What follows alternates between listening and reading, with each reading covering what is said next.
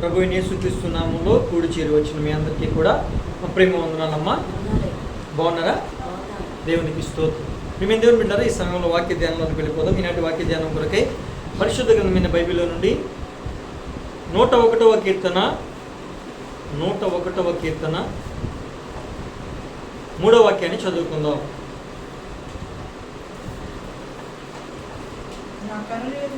నా కన్నుల ఎదుట నేను ఏ దుష్కార్యమును ఉంచుకొనను, భక్తి మార్గము తొలగిన వారి క్రియలు నాకు అసహ్యములు, అవి నాకు అంటనీయను. దేవునికి స్తోత్రం కలుగును గాక. ప్రియమైన దేవుని బిడ్డలారా, భక్తి మార్గము తొలగిన వారి క్రియలు నాకు ఎలా ఉంటాయి అని అంటున్నాడండి భక్తుడు. నాకు అసహ్యములు, భక్తి మార్గము తొలగిన వారి క్రియలు నాకు అసహ్యం, అవి నాకు అంటనివ్వను అంటున్నాడు. అంటే భక్తి మార్గము తొలగిన వారి క్రియలు అంటే మొదట వారు భక్తి చేసిన వారనే అర్థం, మొదట వారు భక్తులు నడిచిన వారనే అర్థం, మొదట వారు భక్తి మార్గములో ప్రయాణం చేసిన వారనే కదా అర్థం. మీరు గమనించండి, ఐగుప్తు నుంచి కనాను దేశానికి ప్రయాణమైనటువంటి ఆ ప్రయాణంలో కూడా, ఆ యాత్రలో కూడా చాలామంది మొదటగా మంచి భక్తిగానే ప్రారంభించారు. అయ్యా, మాకు ఈ లోకం వద్దు, ఈ ఐగుప్తు వద్దు, ఐగుప్తు మేము ఏమాత్రం కూడా క్షేమంగా లేము ఐగుప్తులో, కనుక మీరు ఖచ్చితంగా మమ్మల్ని వాగ్దాన దేశం చేర్చండి, మాకు పితరుడికి వాగ్దానం చేసిన వాగ్దాన దేశాన్ని చేర్చండి అని వాళ్ళు అడిగారు. వాళ్ళు అడిగితే ప్రభువు వారు ఆ ఐగుప్తులో నుంచి వారిని విడిపించి కనాను దేశానికి నడిపిస్తూ ఉన్న సమయంలో, ఆ యాత్ర జరుగుతున్నటువంటి యాత్రలో, ప్రయాణంలో చాలామంది భక్తి మార్గాన్ని తొలగి సనుగులు, గొనుగులు, సంశయాలు, ప్రతిదానికి కూడా ఇష్టం వచ్చినట్టుగా మాట్లాడి భక్తి మార్గాన్ని తొలగిపోయి దేవుని మార్గంలో నుంచి వెడలిపోయి అరణ్యంలో రాలిపోయినట్లుగా మనందరం చూస్తాం. కనుక ఇక్కడ కూడా చాలామంది మొదట భక్తిని ప్రారంభించారు, కానీ రాను రాను క్రమక్రమంగా వారికి భక్తి ఏమైపోయిందంటే ఎక్కువైపోయింది, వెక్కసమైపోయింది. భక్తి సరిగ్గా చేయలేని స్థితిలో ఉన్నారు, భక్తి మార్గంలో నుంచి బయటికి వెళ్ళిపోయే స్థితిలో ఉన్నారు. ఎందుకంటే ఎప్పుడు అలవాటైపోయిన భక్తేగా, ఇది బోరు కొట్టేసిందేమో. ఒక నూతన మార్గం, ఒక కొత్త మార్గంలోకి వెళ్ళిపోతున్న ప్రజలు, భక్తి మార్గం నుంచి తొలగిపోతున్న వారు చాలామంది లేకపోలేదు. మొదట వారి ఆత్మీయ స్థితి ఎలా ఉంటుందంటే చాలా గొప్పగా ఉంటుంది. మొదట వారి యొక్క ప్రార్థనా జీవితం గొప్పగా ఉంటుంది. మొదట వారి యొక్క రక్షణ పొందిన కొత్తలో ఉన్నటువంటి దేవునితో సహవాసం చాలా గొప్పగా ఉంటుంది. కానీ రాను రాను క్రమక్రమంగా సంవత్సరాలు గతించుచూ ఉండగా నూతన పరచబడాల్సినటువంటి ఆత్మీయ జీవితం ఏమవుతూ ఉంటుంది, తొలగిపోయే స్థితిలోకి వాళ్ళు వెళ్ళిపోతూ ఉన్నట్లుగా మనం చూస్తూ ఉంటాం దేవుని బిడ్డలారా. అయితే ఆ విధంగా ఎవరైతే భక్తి మార్గంలోనూ ఆత్మీయ మార్గంలో నుంచి తొలగిపోయిన వారు ఉంటారో వారిని మనం ఏం చేసుకోవాలి? అసహించుకోవాలి. వారిని మనం ఏం చేయాలండి? అసహించుకోవాలి. వారి క్రియలు అసహించుకోవాలి, వారిని కాదు, వారి క్రియలను అసహించుకోవాలి. భక్తి మార్గము తొలగిన వారి క్రియలు నాకు అసహ్యములు, అవి నాకు అంటనివ్వను అంటున్నాడు. వారిని అసహించుకుంటే మరలా వారిని మనం ఎలాగ సంపాదించుకుంటాం? వారి కోసం మనం ప్రార్థన చేయాలి, వారిని ప్రేమించాలి. కానీ వారు భక్తి మార్గం నుంచి తొలగిపోయి చేస్తున్న క్రియలు ఉన్నాయే, ఆ క్రియలను మనం ఖచ్చితంగా ఏం చేయాలండి? అసహించుకోవాలి. దేవునికి స్తోత్రము కలుగును గాక. హల్లెలూయా. భక్తి మార్గము తొలగిన వారి క్రియలు ఎలా ఉంటాయి? భక్తి మార్గం తొలగిన వారి క్రియలు ఎలా ఉంటాయో కొన్ని విషయాలు మనం చూసుకుని ఇప్పుడు ముగించేసుకుందాం. నిర్గమాకాండం 18వ అధ్యాయం 21వ వచనంలో మనం చూస్తే, భక్తి మార్గము తొలగిన వారు లంచగొండులుగా ఉంటారు. భక్తి మార్గం తొలగిన వారు ఎలా ఉంటారండి? లంచగొండులుగా ఉంటారు. దేవుని బిడ్డలైన వారు లంచం తీసుకోవచ్చా? అన్యాయంగా ఎవరైనా ఇస్తుంటే తీసుకోవచ్చా? వారు ఏదో బాధలో ఉన్నారు, కష్టంలో ఉన్నారు, ఇంట్లో ఇబ్బందులో ఉన్నారు, లేదా వాళ్ళకేదో గవర్నమెంట్ తరఫున రావాల్సిన విషయాలు ఏవో ఉంటాయి, న్యాయబద్ధంగా, చట్టబద్ధంగా. ఎందుకంటే మనం ఏ దేశంలో ఉంటామో ఆ దేశపు యొక్క చట్టాలని గౌరవించాలి. ఆ చట్టాల ప్రకారం న్యాయంగా మనకు రావాల్సిన దాన్ని మనం ఏం చేయాలి? పొందుకోవాలి. ఆ పొందుకునే క్రమంలో కొంతమంది ఏం చేస్తూ ఉంటారంటే, వాస్తవానికి చట్ట ప్రకారం రూల్స్ ప్రకారం అవి రావు, కానీ దొంగ సర్టిఫికేట్లు పుట్టించి, ఏ సర్టిఫికేట్లు అండి? దొంగ సర్టిఫికేట్లు పుట్టించి ఆయా రావాల్సిన పథకాలే కానీ ప్రభుత్వం నుంచి పొందుకోవాల్సినటువంటి విషయాలనే కానీ దొంగ సర్టిఫికేట్ల ద్వారా లేనిపోని విషయాలు సృష్టించి అనేకులకి లంచం ఇచ్చి ఏం చేస్తారండి? సంపాదించుకుంటారు. మరి ఇప్పుడు ఆ విధంగా లంచం ఇచ్చిన సంపాదించవచ్చా? ఆ విధంగా సర్టిఫికేట్ మనం సంపాదించుకోవచ్చా, పొందుకోవచ్చా? ఇక్కడ ఏమంటున్నాడు నిర్గమకాండం 18:21లో, భక్తి మార్గమును తొలగిన వారు లంచగొండులుగా ఉంటారు. లంచం పుచ్చుకున్నవాడు భక్తి మార్గాన్ని తొలగినవాడు. మరి లంచం ఇచ్చే నీవు కూడా భక్తి మార్గాన్ని తొలగిన వాడివేగా, తొలగిన వ్యక్తివేగా. మనం లంచం ఇవ్వచ్చా? ఇప్పుడు ఎంఆర్ఓ ఆఫీస్లో నీకేదో సర్టిఫికేట్ కావాలి, ఇన్కమ్ సర్టిఫికేట్ కావాలి, ఇంకో సర్టిఫికేట్ ఏదో కావాలి, ఏమండి? ఇప్పుడు ఆ సర్టిఫికేట్ కావాలంటే నువ్వేం చేయాలి? 15 రోజుల ముందు నువ్వు ఎంఆర్ఓ ఆఫీస్లో అప్లై చేయాలి. ఎన్ని రోజుల ముందు అప్లై చేయాలండి? 15 రోజుల ముందు ఎంఆర్ఓ ఆఫీస్లో నాకు పలానా సర్టిఫికేట్ కావాలని అప్లై చేస్తే 15 రోజుల తర్వాత అది శాంక్షన్ అయ్యి నీ చేతికి వస్తుంది.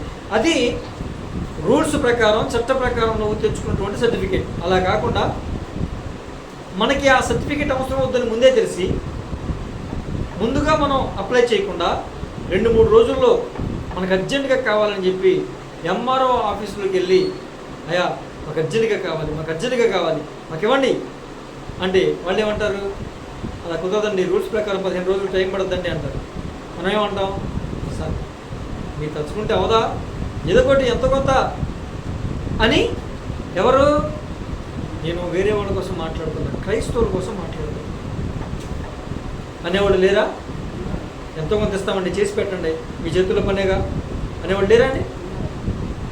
ఇప్పుడు లంచం ఇవ్వచ్చా? లంచం పుచ్చుకోవచ్చా క్రైస్తవుడు? క్రైస్తవుడు లంచాన్ని పుచ్చుకోకూడదు, లంచాన్ని ఇవ్వకూడదు.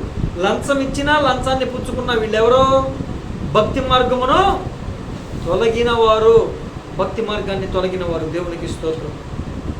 ఏమేమి దేవుని బిడ్డ. ఇంకొకటి, ఈ విధంగా ఇక చెప్పుకుంటూ పోతే అనేక విషయాల్లో ఎంతో కొంత ఇచ్చి మేనేజ్ చేసే పరిస్థితులు కనపడతా ఉంటాయి. ఏదో ఒకటి ఇచ్చి మేనేజ్ చేసే పరిస్థితులు. కొంతమంది అంటారు, ఏమండి మీకు ధన రూపంలో కాదు కానీ బహుమతి రూపంలో, గిఫ్ట్ రూపంలో. ఏ రూపంలో అండి? గిఫ్ట్ రూపంలో ఇస్తాం. ఏమైనా దేవుని బిడ్డలారా, మీరు గమనించండి. అది ఏ రూపంలో ఇచ్చినా కూడా వారు ఏ మార్గాన్ని తొలగిపోయారు? భక్తి మార్గమును తొలగిపోయినటువంటి వ్యక్తులు వాళ్ళు. మనం ఆ విధంగా ఉండొచ్చా? జాగ్రత్తగా మనం పరిశీలన చేసుకోవాలి. చట్ట ప్రకారం, రూల్స్ ప్రకారం చాలా జాగ్రత్తగా మనం వాటిని పొందుకోవాలి. తప్పేం కాదు, చట్టాల ప్రకారం మనం పొందుకోవాలి, అది ఏదైనా కూడా. కానీ రూల్స్కు విరుద్ధంగా లంచాలు ఇచ్చి పొందుకోకూడదు, అక్రమంగా పొందుకోకూడదు. క్రమ పద్ధతిలో మనం దాన్ని పొందుకునే వ్యక్తులుగా ఉండాలి. దేవునికి స్తోత్రం కలుగును గాక. ఇక రెండోది చూస్తే సమూయేలు, 2వ సమూయేలు గ్రంథము 22 కనుక మనం ఒకసారి చూస్తే, వాళ్ళు దేవుని విడిచిన వారిగా ఉంటారు. ఎవరిని విడిచిపెట్టారండి? దేవుణ్ణి విడిచిపెట్టారు. ఏమండి, నేను అంటాను, భక్తి మార్గాన్ని తొలగిన వారు దేవుణ్ణి విడిచిపెట్టిన వారు కదా. ఒక మనిషిని విడిచిపెడితే బ్రతకడానికి అవకాశం, ఒక అధికారిని విడిచిపెడితే బ్రతకడానికి అవకాశం, ఒక పేరు ప్రఖ్యాతులు పొందిన వారితో తిరిగి విడిచిపెడితే బ్రతకడానికి అవకాశం, మనకున్నటువంటి తెలిసినటువంటి రక్త సంబంధాలను విడిచిపెట్టినా కూడా బ్రతకడానికి అవకాశం ఉంది. కానీ దేవుణ్ణి విడిచిపెడితే బ్రతకడానికి అవకాశం ఉంటుందా? కానీ భక్తి మార్గాన తొలగిన వారు చేసే ఒక గొప్ప పెద్ద మిస్టేక్ ఏంటంటే, తప్పు ఏంటయ్యా అంటే, వాళ్ళు ఎవరిని విడిచిపెట్టేశారండి? దేవుణ్ణి విడిచిపెట్టారు. ఆ విధంగా దేవుణ్ణి విడిచిపెట్టడం అంటే ఏంటి? నేను పలుమార్లు ప్రస్తావిస్తూ ఉంటాను. దేవుణ్ణి విడిచిపెట్టడం అంటే, మనకేదో కష్టం వచ్చింది, ఏదో బలహీనత వచ్చింది, ఏదో రోగం వచ్చింది, భయంకరమైన సమస్యతో మనం బాధపడుతూ ఉన్నాం, చీకటి శక్తుల ప్రభావంతో మనం బాధపడతాము. ఇప్పుడు దేవుని మీద ఆధారపడితే, దేవుణ్ణి పట్టుకుంటే మనం ఏం చేయాలి? ఆ కార్యం జరిగేంత వరకు కూడా దేవుని మీదే ఆధారపడాలి, దేవుణ్ణి విడిచిపెట్టకూడదు. అవునా కదండి? మరి ఎంతమంది పిల్లలకి జ్వరాలు వస్తే తగ్గలేదని, రోగం వచ్చి తగ్గలేదని, రాత్రిపూట సరిగ్గా నిద్రపోవట్లేదని, ఈ చీడపీడ పోవాలని, ఎవరో ఏదో చేస్తుంటారని చెప్పి అనుమానంతో ఎంతమంది మాంత్రికుల దగ్గరికి వెళ్తారా, ఎంతమంది తాయితులు కట్టుకునే వాళ్ళ దగ్గరికి వెళ్తారా, ఎంతమంది వేరే వేరే స్థలాల్లోకి వెళ్తారా? వీళ్ళందరూ ఎవరు? దేవుణ్ణి విడిచిపెట్టిన వారు. అంటే పైకి ప్రభు అయిన యేసయ్య సర్వశక్తిమంతుడా అని అడిగామనుకోండి, వీరేం సమాధానం చెప్తారమ్మా? దేవుడు సర్వశక్తిమంతుడా కాదా? దేవునికి అసాధ్యమైంది ఏదైనా ఉందా లేదా? అన్నీ యేసయ్యకి అన్నీ సాధ్యమేనా? ఇది మాటల్లో చెప్తున్నారా, చేతల్లో కూడా చూపించగలరా అని ప్రశ్నిస్తే మీ సమాధానం నాకు కాదు, దేవుడికి చెప్తాను. ఇప్పుడు దేవునికి అసాధ్యమైంది ఏదీ లేదు, యేసయ్యకి అసాధ్యమైంది ఏదీ లేదు, ఏదైనా చేయగలడు మా దేవుడు అని మనం ఫీల్ అవుతూ ఉంటాం కదా. ఇది ఫీలింగ్ మాత్రమేనా, మన పనితనంలో కూడా కనపడుతుందా అనే విషయాన్ని ఎవరికి వాళ్ళు పరిశీలన చేసుకోవాలి. నిజంగా దేవునికి అసాధ్యమైంది ఏది లేదు, యేసయ్యకు సమస్తము సాధ్యమే అని నువ్వు నమ్మితే నువ్వు దేవుణ్ణి విడిచిపెట్టొచ్చా? నీకు ఎంత కష్టం వచ్చినా, పిల్లల రోగం తగ్గకపోయినా, ఏది తగ్గకపోయినా తాయితుల దగ్గరికి, మాంత్రికుల దగ్గరికి వెళ్ళొచ్చా? సోది చెప్పించుకోవచ్చా? అంటే దేవుని వాక్యం నీతో మాట్లాడద్దని నువ్వు నమ్ముతున్నావా? దేవుని వాక్యం అంతా మాట్లాడద్దా లేదా? దేవుని వాక్యం మన స్థితిని తెలియపరుస్తుందా లేదా? దేవుని వాక్యం మనల్ని ఆదరిస్తుందా లేదా? దేవుని వాక్యం మనల్ని, మన హృదయానికి నెమ్మది కలిగేస్తుందా లేదా? దేవుని వాక్యం ద్వారా ప్రభు మనకి వాగ్దానం ఇచ్చి ఒక నిరీక్షణ పుట్టిస్తాడా లేదా? దేవుడు నీ జీవితంలో జరగబోయే విషయాల్ని చెబుతాడా లేదా? జరిగిన విషయాలను కూడా ప్రభు ఎత్తిపెట్టి మాట్లాడుతూ ఉంటాడా లేదా? హెచ్చరిక అయితే హెచ్చరిక, గద్దింపు అయితే గద్దింపు, ఆదరణ అయితే ఆదరణ కలిగిస్తాడా లేదా? దేవుని వాక్యానికి ఆ శక్తి ఉందా లేదా? మరి దేవుని వాక్యానికి ఆ శక్తి ఉందని తెలిసి కూడా నువ్వు మరలా సోది చెప్పే వాళ్ళ దగ్గరికి వెళ్ళి సోది చెప్పించుకుంటున్నావు అంటే తర్వాత ఏం జరుగుద్ది? నా కుటుంబంలో జరుగుతుంది ఏంటి, జరగబోయేది ఏంటి అని నువ్వు సోది చెప్పించుకుంటున్నావు అంటే ఇప్పుడు నువ్వు దేవుణ్ణి యేసయ్యని కలిగి ఉన్నావా, విడిచిపెట్టావా? ఇలాంటి వారు యేసయ్యని విడిచిపెట్టిన గుంప, దేవుణ్ణి కలిగి ఉన్న గుంప, యేసయ్యని కలిగి ఉన్న గుంప? ఖచ్చితంగా విడిచిపెట్టిన వారి గుంపే. భక్తి మార్గము తొలగిపోయిన వారు వాళ్ళందరూ. వీళ్ళెవరో ఒకప్పుడు యేసుని వెంబడించిన వారే, ఇప్పుడు కూడా యేసుని వెంబడిస్తూ ఉన్నాము అని అనుకుంటున్న వారే, దేవుని మార్గంలో ఉన్నాము అనుకుంటున్న వారే. కానీ వారి క్రియలు ఎలా ఉన్నాయంటే భక్తి మార్గంలో నుంచి తొలగిపోయిన వారి క్రియల వలె ఉన్నాయి. భక్తి మార్గమున తొలగిపోయారు వాళ్ళు. మీ క్రియలు అలా ఉన్నాయో లేదో, వింటున్న ప్రియమైన దేవుని బిడ్డలారా, మీ క్రియలు అలా ఉన్నాయో లేదో మిమ్మల్ని మీరు పరిశీలన చేసుకోండి, జాగ్రత్తగా చూసుకోండి. వాక్యపు అర్థంలో మనల్ని మనం పరిశీలన చేసుకోవాలి, జాగ్రత్తగా చూసుకోవాలి. అర్థం అంటే ఏంటి? మనం ఎలా ఉన్నామో అది ఎగ్జాక్ట్గా ఖచ్చితంగా అలాగే చూపిస్తుంది. మచ్చ ఉంటే మచ్చ చూపిస్తుంది, డాగు ఉంటే డాగు చూపిస్తుంది, ఏమండి? శుభ్రంగా ఉంటే శుభ్రంగా చూపిస్తుంది, నల్లగా ఉంటే నల్లగా చూపిస్తుంది, తెల్లగా ఉంటే తెల్లగా చూపిస్తుంది. మనం ఎలా ఉన్నామో అలా చూపించేదే అర్థం. మరి వాక్యపు అర్థం కూడా మనం ఎలా ఉన్నామో, మన హృదయ స్థితి ఎలా ఉందో, మన పరిస్థితులు ఎలా ఉన్నాయో, మన భక్తి మార్గంలో ఉన్నామా, భక్తి మార్గం తొలగిపోయామా అనేది ఈ వాక్యం అనేది చాలా స్పష్టంగా మనకి తెలియపరుస్తుంది. అందుకే వాక్యపు అర్థంలో మనల్ని మనం సరి చేసుకోవాలి, చూసుకోవాలి, బేరీజ్ వేసుకోవాలి. దేవునికి స్తోత్రం కలుగునుగాక.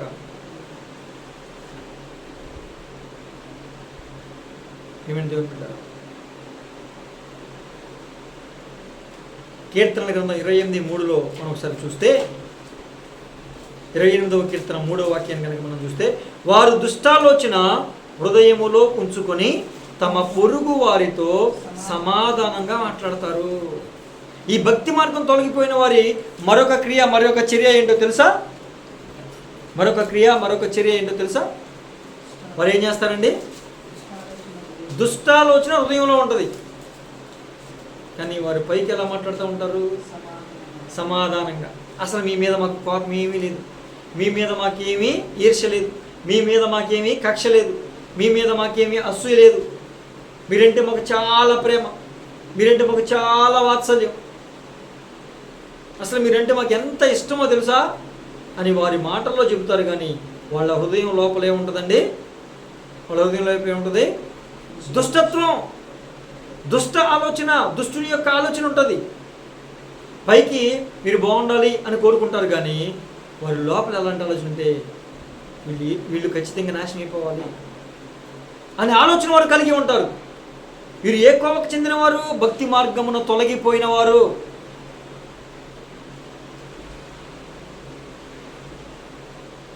ఒకవేళ నీవు ఆ స్థితిలో ఉన్నావేమో చూసుకో.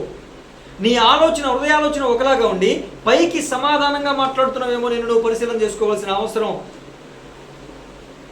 చాలా ఉందని నేను మీకు తెలియజేస్తాను. ఎదుటివారు అలా ఉన్నప్పుడు నువ్వు ఎలాగా ఫీల్ అవుతున్నావో నీవు అలా ఉండకూడదని ప్రభు వారికి కూడా చెప్తున్నారు.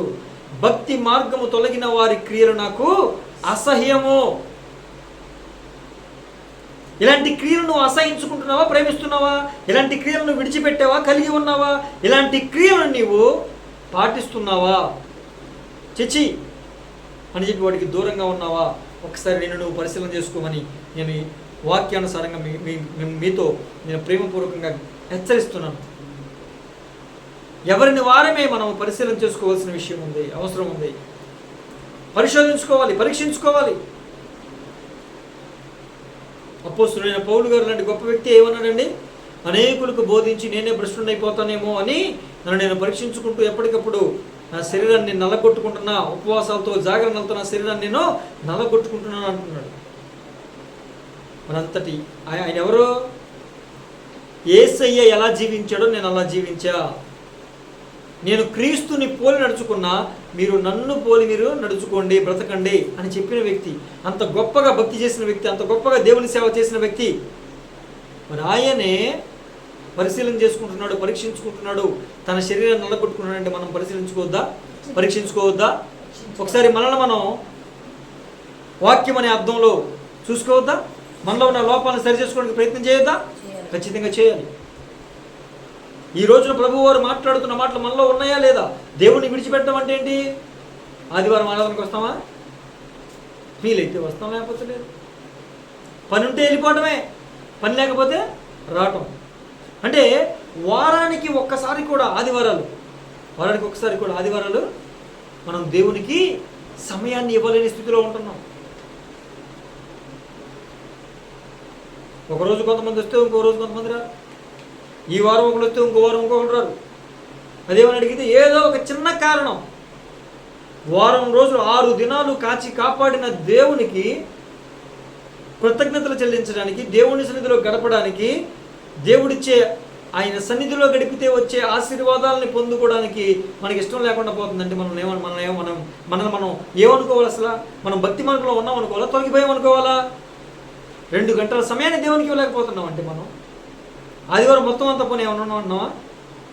2 గంటల సమయం దేవుని సన్నిధిలో దేవునితో గడపడానికి మనం ఇష్టపడలేకపోతున్నాం అంటే మనం భక్తి మార్గంలో ఉన్నామా, భక్తి మార్గం తొలగిపోయిన వారి మార్గంలో ఉన్నామా? వాళ్ళు దేవుని విడిచిన వారు. ఏదో ఒక వంక, ఏదో ఒక సాకు. మిగతా రోజుల్లో పెట్టుకోవచ్చుగా ఆ పనులు, మిగతా రోజుల్లో చేసుకోవచ్చుగా ఆ విషయాలు. ఆ రోజునే పెళ్ళిళ్ళు, ఫంక్షన్లు, పార్టీలు, ఆ కూడిక ఈ కూడిక, ఇలాంటివన్నీ ఏ రోజు పెడతారు? ఆదివారం పెడతారు. ఆదివారం పరిశుద్ధ దినం, పునరుత్థాన దినం, ఇది దేవుని సన్నిధిలో గడపాల్సిన దినం. నీ మందిర ఆవరణంలో 1 దినము గడుపుట 1000 దినముల కంటే శ్రేష్టం అన్నాడు. మరి నీ మందిర ఆవరణంలో 1 గంట గడిపితే 1000 గంటల కంటే శ్రేష్టమే ఆశీర్వాదం. 1 నిమిషం గడిపితే, మరి 1 నిమిషం కూడా గడపపోతే, ఆదివారం కూడా 1 నిమిషం కూడా ఆయన సన్నిధిలో గడపపోతే, ఏటేటో వెళ్ళిపోతూ ఉంటే, ఏయో పనులు ఇంట్లో ఉండిపోతే ఆరాధన ఆగుద్దా? ఎవరు వచ్చినా రాకపోయినా ఆరాధన ఆగుద్దండి? ఏమైనా దేవుని బిడ్డలారా, దేవుణ్ణి విడిచిన వారు వాళ్ళందరూ కూడా భక్తి మార్గం తొలగిపోతున్న వారు వాళ్ళందరూ పరిశీలన చేసుకోవాలి. ఇష్టం ఉంటే వస్తాం, కష్టం ఉంటే మానేయడం. అరే ఆదివారం క్రమం తప్పకుండా మనం వెళ్ళాలి. 52 నుంచి 53 ఆదివారాలు ఉంటాయి సంవత్సరానికి. అంటే 365 రోజుల్లో కనీసం 52 రోజులు, 52 × 2 గంటలు ఎంతండి?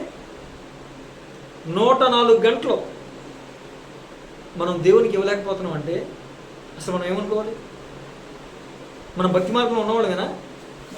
కొన్ని వందల గంటలు ప్రభువారు మనకి సంవత్సరానికి అనుగ్రహిస్తే 104 గంటలు ప్రభు సన్నిధిలో గడపడానికి మనం సంశయిస్తున్నాం. ఇది వారానికి ఒక్కసారి చెప్పా, అది కూడా ఆదివారం ఆరాధనే చెప్పా. ఇక ఉపవాస కూడికల్లో, నియామక కూడికల్లో, గృహ కూడికలు ఇవి కలిపితే అయ్యేది వేరు. అసలు ఆదివారం కూడికలకి రాని భక్తులు ఉన్నారు కదా. వీళ్ళు భక్తులా?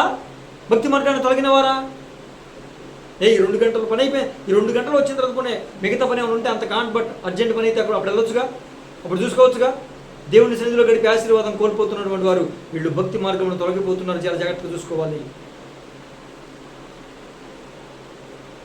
దేవునికి స్తోత్రం, హల్లెలూయా. కొంతమంది వస్తారు. ఎప్పుడు వస్తారండి? పాస్టర్ గారు వచ్చి పాటలు స్టార్ట్ చేసి, అమ్మా మీ పనులన్నీ పూర్తి చేసుకుని త్వరగా రండి ఆదివారం ఆరాధన అని మైకులు అనౌన్స్ చేయాలి. గంట కొట్టాలి, మళ్ళీ మైకులు అనౌన్స్ చేయాలి. ఇక వీళ్ళు రాట్లేని ఆయనే ప్రారంభ ప్రార్థన చేసుకుని ఆయనే పాటలు పాడుకుంటూ ఉంటే అప్పుడు ఒక్కొక్క అమ్మ వస్తూ ఉంటారు. ఇక వాళ్ళు వచ్చేవరకు ఈయన పాటలు పాడితే ఇంకా మైకల్లో పాటలు పాడుతూనే ఉన్నాయి అని వీళ్ళు ఇంట్లో పనులు చేసుకుంటూ ఉంటారు. వాక్యం చెప్తూ ఉంటే వాక్యం అన్నప్పుడు కొంతమంది వస్తారు. వాక్యం అయిపోతుందేమో అని సగంలో కొంతమంది వస్తారు. ఎందుకు? ఇక వాక్యం అయిపోతే ఆమె చెప్పేస్తారు, మరీ ఆకలి అయితే బాగోదని కొంతమంది. వీళ్ళందరూ ఎవరు? దేవుని ఆశీర్వాదాలు పొందుకోవాలని ఎదురు చూస్తున్న వాళ్ళేనా? నిజమైన భక్తి వీళ్ళలో ఉందా? ఇప్పుడు పాస్టర్ గారికి కనపడాలని వస్తున్నారా? అటెండెన్స్ చేసుకోవడానికి వస్తున్నారా? దేవుడు సన్నిధిలో గడిపితే నాకు సమాధానం ఉంటుంది, నాకు నెమ్మది ఉంటుంది, ఆశీర్వాదం ఉంటుంది. దేవుని సన్నిధిలో గడపాలి, దేవుడితో సహవాసంలో ఉండాలి. కనీసం వారానికి 2 గంటలు నేను దేవుడికి ఇవ్వకపోతే ఎలా అనే ఆలోచన మనకు ఉండాలిగా. ఆ 2 గంటల్లో కూడా మింగేస్తారు, తినేసి వస్తారు. మైకా పెడితే ఈ సమస్య, మైకా పెట్టకపోతే ఈ వారం మైకా పెట్టలేదంటే ప్రార్థన లేదేమో, అయ్యగారు రాలేదేమో అంటే వేరే ఊరు నుంచి వచ్చి అయ్యగారు ఉంటారు కదా కొంతమంది, కొన్ని పల్లెటూరులో ఆ అయ్యగారు అక్కడ ఉంటారు కదా, వేరే చోట నుంచి వస్తారు. ఈ మైకా పెట్టలేదు అనుకోండి, కరెంట్ లేదో ఇంకోటి ఏదో మైకా పెట్టడం మొత్తానికి. మైకా పెట్టకపోతే ఏం చేస్తారు? మైకా పెట్టలేదంటే ఇక రానంటే అయ్యగారు రాని మనకి ఎందుకులే అని మనిషి కూర్చుంటారు. ఇప్పుడు పాస్టర్ గారి కోసం వస్తున్నావా, దేవుని కోసం వస్తున్నావా? నీ కోసం వస్తున్నావా? పాస్టర్ గారు నిన్ను చూసి సంతోషపడతానని వస్తున్నావా? నీకు ఆశీర్వాదాలు రావాలంటే మందిరానికి రమ్మని చెప్పాడు. ఆ దినము మీరు చూచినకూడదు, మరీ ఎక్కువగా సమాజంగా కూడుకోండి అన్నాడు. పునరుత్థాన దినాన్ని పరిశుద్ధంగా ఆచరించండి అన్నాడు. తప్పకుండా కూడుకోవాలని చెప్పాడు. మరి ఇన్ని మాటలు ప్రభు వారు చెబితే అసలు మనం ఆదివారం కూడుకోవడానికి మనం రావట్లేదంటే భక్తి మార్గంలో ఉన్నామా, తొలగిపోయామా? ఆ ఉన్న 2 గంటల్లో మింగేసేవాళ్ళు ఉంటారు, గంట మింగేసేవాళ్ళు ఉంటారు, గంటన్నర మింగేసేవాళ్ళు ఉంటారు, లాస్ట్ 10 నిమిషాలు వచ్చేవాళ్ళు ఉంటారు. ఏం భక్తి అండి ఇది? అదా భక్తి? మీరు బస్ బుక్ చేసుకున్నారు, ట్రైన్ బుక్ చేసుకున్నారు, అలాగే లేట్కి వెళ్తారా? ట్రైన్ దాటిపోద్దేమో. మరి ఆశీర్వాదాలు దాటిపోతున్నాయి, దాని మీద కాన్సన్ట్రేషన్ లేదా? దేవుడు ఇచ్చే ఆశీర్వాదం అంటే చులకనైపోయిందా? పర్వాలేదు, దేవుడు ఇస్తాడే, కృపగల దేవుడు, క్షమించు ప్రభు అంటే క్షమించేసి ఇచ్చేస్తాడే. ఎవడో ఎందుకు ఇస్తాడు? నువ్వు ఎన్ని నిమిషాలు కోల్పోయావు అన్ని నిమిషాల ఆశీర్వాదం ఖచ్చితంగా నీకు రాదు. ప్రారంభ ప్రార్థనకు ముందు ఉండాలి, ముగింపు ప్రార్థన అయిపోయిన తర్వాత నువ్వు వెళ్ళాలి. అప్పుడు నువ్వు ఆ ఆరాధనకు సంబంధించిన ఆశీర్వాదాలని పట్టుకెళ్ళిన వ్యక్తి అవుతావు. నువ్వు ఎంతసేపు రాలేదో, ఎన్ని విషయాల్లో నువ్వు లేవో, ప్రారంభ ప్రార్థనలో లేవా, ఆశీర్వాదాలు పోతాయి. పాటల్లో లేవా, ఆశీర్వాదాలు పోతాయి. ఆరాధనలో లేవా, ఆశీర్వాదాలు పోతాయి. వాక్యాన్ని సగంలో వచ్చావా, సగం వరకు అయిపోయినావా, ఆశీర్వాదాలన్నీ పోతాయి. నువ్వు ఎంతసేపు ఉన్నావో దేవుని మందిరంలో అంతవరకు మాత్రమే నీకు ఆశీర్వాదాలు. దేవునికి ఇస్తూ వాళ్ళు ఎలాంటి వాళ్ళండి? దుష్ట ఆలోచన హృదయంలో ఉంచుకుని తమ పొరుగు వారికి సమాధాన విషయాలు చెప్తూ ఉంటారు.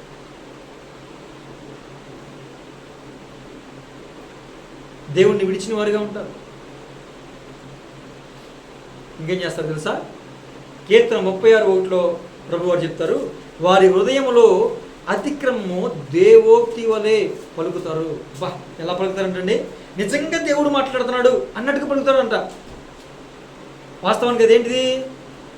అతిక్రమం, క్రమం తప్పిన జీవితం, క్రమం లేని జీవితం. పైకి మాట్లాడడం మాత్రం దేవోక్తి. ఎంత చక్కగా మాట్లాడతారు. ఒక ప్రవక్త వచ్చి దేవుని మాట చెప్తే ఎంత కమ్మగా ఉంటుందో అంత కమ్మగా చెప్తారు, అంత వినసొంపుగా చెప్తారు, నిజమే అన్నట్టుగా చెప్తారు. కానీ వాళ్ళ హృదయంలో ఉన్నటువంటి ఆలోచన అంతా కూడా చాలా చాలా వృధైన ఆలోచన, వ్యర్థమైన ఆలోచన, దేవునికి నచ్చని ఆలోచన వాళ్ళు కలిగి ఉంటారు. మాటల్లో మాత్రం వాళ్ళు ప్రేమను కురిపిస్తూ ఉంటారు, వాత్సల్యాన్ని కురిపిస్తూ ఉంటారు, సమాధానం గురించి మాట్లాడుతూ ఉంటారు. అబ్బో, అసలు వాళ్ళు మాట్లాడితే మాటలు కోటలు దాటిపోతాయి. కానీ వాళ్ళ హృదయంలో వచ్చినంతా కూడా చాలా దూరంగా ఉంటుంది, వ్యతిరేకంగా ఉంటుంది. నువ్వు బాగుపడాలి అని నీకు చెబుతున్నట్టుగా ఉంటుంది, కానీ నువ్వు నాశనం అయిపోవాలి అని లోపల కోరుకుంటూ ఉంటావు. వీళ్ళంతా ఎవరండి? భక్తి మార్గమును తొలగిన వారు. నేను అన్నిల కోసం మాట్లాడుతున్నా, క్రైస్తవుల కోసం మాట్లాడుతున్నా. వాళ్ళు అన్నిలైతే మనకి వాళ్ళకి ఏం మన వాళ్ళతో మనకేం పని? వాళ్ళ కోసం ప్రార్థన చేయడం వరకే. వాళ్ళు బాగుండాలి ప్రభావ, చక్కగా ఉండాలి ప్రభావ, మంచిగా జీవించాలి, ఇలాంటి పొరపాట్లు లేకుండా జీవించాలని ప్రార్థన చేయాలి. మనోడి కోసం ఆ ప్రార్థన అంటే క్రైస్తవుల కోసం కూడా ఆ ప్రార్థన చేయాల్సి వస్తుందంటే వీళ్ళు ఎలా బ్రతుకుతున్నారు? ఎలాంటి జీవితాన్ని కలిగి ఉన్నారు వీళ్ళు? భక్తి మార్గంలో ఉన్నారా? భక్తి మార్గాన్ని తొలగిపోయిన క్రియలు కలిగి ఉన్నారా? మనం ఆలోచన చేయాలి. అలాంటి క్రియలు మనం అసహించుకునే వారంగా ఉండాలి. దేవునికి స్తోత్రం. అలాంటి క్రియలు ప్రేమిస్తున్నారా, అసహించుకున్నారా అని అడిగితే అసహించుకుంటున్నామండి అనే సమాధానం రావాలి. దేవునికి స్తోత్రం. అది మాటల్లో వచ్చే సమాధానం కాదు, హృదయములో కూడా ఆ విధంగానే భావన కలిగి ఉండాలి. దేవునికి మహిమ కలుగును గాక. అదే కీర్తన 37:12 అంటాడండి, భక్తిహీనులు నీతిమంతుల మీద దురాలోచన చేసి వారిని చూసి పండ్లు కొరుకుతారంట. నీతిమంతుల మీద వాక్యంగా పాటిస్తున్న వారిని చూసి వీళ్ళు ఏం చేస్తారండి? పండ్లు పట్ట కొరుకుతారు. వస్తుంది పెద్ద భక్తురాలు, వస్తున్నాడు పెద్ద భక్తుడు, పరిశుద్ధుడు. నీతిమంతుల్ని చూసి, వాక్యాన్ని పాటిస్తున్న వారిని చూసి, అరే వాక్య ప్రకారం భక్తి చేస్తున్న వారిని చూసి వీళ్ళు ఏం చేస్తారండి? పండ్లు కొరుకుతూ ఉంటారు. వీళ్ళ ఆలోచనలన్నీ దురాలోచనలు, చెడ్డ ఆలోచనలు. వాళ్ళలో దురాలోచన కలిగి ఉండి సమాధాన సంగతులు చెప్తారు, వాళ్ళలో దురాలోచన కలిగి ఉండి దేవోక్తి పలుకుతారు, వాళ్ళలో దురాలోచన కలిగి ఉండి పళ్ళు కొరుకుతూ ఉంటారు. నీతిమంతులను చూసి, యథార్థవంతులను చూసి, వాక్య ప్రకారం జీవిస్తున్న వారిని చూసి, భక్తిని చక్కగా చేస్తున్న వారిని చూసి దేవునికి స్తోత్రం. అలాంటి వాళ్ళందరూ కూడా భక్తి మార్గాన్ని తొలగిన వారు. మనం ఆ కోవలో ఉండకూడదని ప్రభు వారి పూట మనతో మాట్లాడుతూ ఉన్నారు. దేవునికి స్తోత్రం. హల్లెలూయా, హల్లెలూయా. ఇంకేం చెప్తారు తెలుసా వాళ్ళు? దేవునికి స్తోత్రం.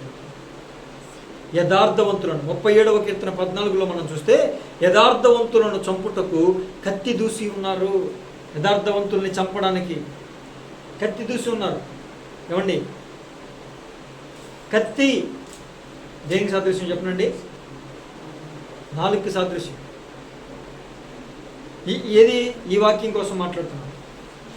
ఇప్పుడు చదవబడిన వాక్యం అక్కడ ఏమని రాయబడిందండి? యథార్థవంతులను చంపుటకు కత్తి దూసి ఉన్నారు. యథార్థవంతులు అంటే వాక్య ప్రకారంగా జీవించేవాళ్ళు. దేవుడు చూస్తున్నాడు, ఎవరు చూసినా చూడకపోయినా దేవుడు చూస్తున్నాడని దేవుని యందు భయభక్తులు కలిగి భక్తి మార్గం నడుస్తున్న వారిని చూసి వీళ్ళు ఏం చేస్తారండి? కత్తి దూస్తారు చంపడానికి. చంపడం అంటే ఎలాగా? నేరుగా వచ్చి కత్తి పట్టుకుని పొడవడం కాదు. సూటిపోటి మాటలతో చంపేవాళ్ళు ఉన్నారా? కత్తిపోటు మాట్లాడారా అంటారా? లేదని కత్తిపోటు మాటలు ఉంటాయా? అమ్మో, కొంతమంది మాట్లాడితే పొడిస్తే ఎంత గాయం కలుగుద్దో వాళ్ళ మాటల్లో అంత గాయం కలుగుద్ది హృదయం. అవునా కాదమ్మా? కత్తిపోటు మాటలు. ఇప్పుడు వీళ్ళు ఎవరిని ఆ మాటలతో చంపాలని చూస్తున్నారు? యథార్థంగా బ్రతికే వారిని, వాక్యానుసారంగా భక్తి చేసేవారిని మాటలతో, కత్తిపోటు మాటలతో, సూటిపోటు మాటలతో, నిందాపూర్వకమైన మాటలతో వీళ్ళందరూ కూడా వాళ్ళని ఏం చేస్తారండి? చంపడానికి ప్రయత్నం చేస్తాం. వీళ్ళందరూ ఎవరు? అలా ప్రయత్నం చేసేవాళ్ళు ఎవరు?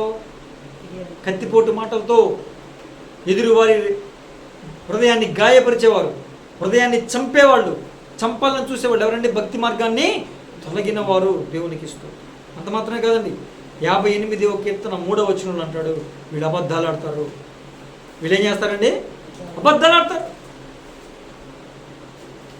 ఎన్నిసార్లు అబద్ధాలు ఆడతామో మనం. ఏమా వాక్యాన్ని చదివారా? చదివామండి. అబద్ధాలు ఆడతారు కొన్నిసార్లు. చదవరండి కానీ వాక్యం చదివని చెప్తారు. ఏమా టీవీ చూడడం మానేశారా? మానేసామండి. అబద్ధం. ఏమ్మా సీరియల్ చూడడం మానేశారా? అయ్యో బాబు, అయ్యో ఎప్పుడో మానేసామయ్య గారు. వాళ్ళే మీ వాక్యం విన్న తర్వాత అసలేగా మళ్ళీ టీవీ సీరియలా? లేదండి, అబద్ధం. ఏమ్మా కామెడీ షోలు మానేసామయ్య గారు. అస్సలు ఏసయ్య పాటలు తప్ప, వాక్యం తప్ప అసలు ఇంకేమీ లేదండి. టీవీ ఆన్ చేస్తే, ఫోన్ ఆన్ చేస్తే అమ్మో, ఇవన్నీ ఏంటి అండి? అబద్ధాలు. వీరందరూ కూడా ఎవరో భక్తి మార్గమును తొలగిన వారు, అబద్ధాలు ఆడతారు. సామెతల గ్రంథం 10వ అధ్యాయం 20వ వచనంలో ఉంటుంది, వారి ఆలోచన పనికి మాలిన ఆలోచన, వారి ఆలోచన అంతా కూడా మోసకరము అంటాడు. అంటే వారి ఆలోచనలన్నీ కూడా ఎలాంటి ఆలోచన కలిగి ఉంటారండి? మోసం చేసే ఆలోచనలు కలిగి ఉంటారు, మోసకరమైన ఆలోచనలు కలిగి ఉంటారు. దేవునికి స్తోత్రం. మూర్ఖపు మాటలు మాట్లాడుతూ ఉంటారు. అసలు చెబుతుంది అర్థం చేసుకోరు, వినరు. నేను పట్టుకున్న కుందేలుకి 3 కాళ్ళు అంటారు. అరే బాబు, నువ్వు పట్టుకున్న నీ చేతిలో ఉన్నది కాళ్ళరా బాబు అంటే, ఏయ్ నేను పట్టుకున్న కుందేలుకి 1, 2, 3 మరి నీ చేతిలో ఉన్నది ఏయ్ అంటే ఒప్పుకోరు. తప్పు చేస్తామంటే ఒప్పుకోరు, అక్రమం చేస్తామంటే ఒప్పుకోరు, అబద్ధం ఆడుతామంటే ఒప్పుకోరు. మూర్ఖపు మాటలు మాట్లాడతారు వీళ్ళందరూ. తన నోటి మాట చేత పొరుగువానికి నాశనం తెప్పిస్తారు. మాటలతో నాశనం చేసేస్తారు, కుటుంబాలు కూల్చేస్తారు అంతే. ఏమ్మా చూసావా మీ అత్తయ్య ఎవరిది అనుకుంటున్నావు, అలాంటిది ఇలాంటిది, ఏదో మీ అత్తయ్య అనుకుంటున్నావు అని ఎక్కడ చెప్తారు? కోడల దగ్గర చెప్తారు. అత్త దగ్గర ఏం చెప్తారు? అమ్మా నీ కోడలు అనుకుంటున్నావా, నువ్వు బయటికి వెళ్ళినప్పుడు ఏం చేస్తుంది తెలుసా? అమ్మో మామూలు మీ కోడలు అని ఎక్కడ చెప్తారు? అత్త దగ్గర చెప్పాల్సిన అత్త దగ్గర చెప్తారు, కోడల దగ్గర చెప్పాల్సిన కోడల దగ్గర చెప్తారు. ఇప్పుడు ఈ 2 విషయాల వల్ల అక్కడ ఏం జరుగుద్దండి? కుటుంబం కూలిపోద్ది. తన నోటి మాట చేత పొరుగు వారిని నాశనం చేస్తారు. ఆ కుటుంబాన్ని నాశనం చేసేలాగా మాట్లాడతారు. వీళ్ళందరూ ఎవరు? భక్తి మార్గాన్ని తొలగిన వారు. ఇంకా వారిలో ఏముంటుందో తెలుసా? అహంకారం ఉంటుంది, గర్వం ఉంటుంది. వారి ప్రేమలో అంతా కూడా క్రూరత్వమే ఉంటుంది. వారి ప్రేమలో అంతా కూడా ఏముంటుందండి? క్రూరత్వం. ఈ భక్తి మార్గం తొలగిన వారు ఏదైనా మాట్లాడామనుకోండి ఏం చెప్తారు? అస్సలు మన మాట వినరు. క్రూరత్వమే ఉంటుంది వాళ్ళలో. అహంకారం, గర్వం ఉంటుంది. మాకు అన్ని తెలిసే అన్నట్టు మాట్లాడతారు. మనం అలాగా ఉండకుండా మరి మనం ఎలా ఉండాలండి? తిమోతికి రాసిన మొదటి పత్రిక 2వ అధ్యాయం 10వ వచనం చదవండి.